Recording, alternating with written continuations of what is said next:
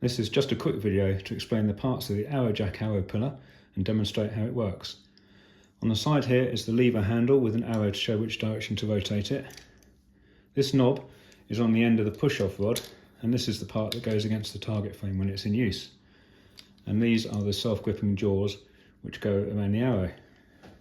Using it's pretty straightforward. Luckily I have a stuck arrow here that I prepared earlier.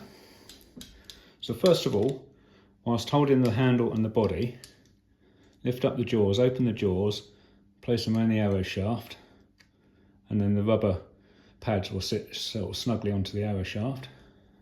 Slide it forward so the knob is against the timber. Then pull up the lever in the direction the arrow is shown, and this will start to withdraw the arrow. Now it may not all come out in the first attempt, so if you slide the lever back down, slide it back along the shaft so the knob is in touch with the timber again, and do it again. And you may need to squeeze the handle, the body and the jaws together at the same time. And there you go, it's drawn the arrow smoothly out of the timber. So it's as simple as that.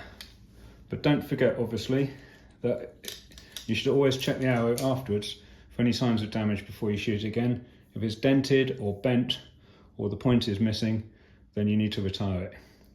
Hopefully this video has shown you how easy it is to use, but fingers crossed you won't ever need to use it.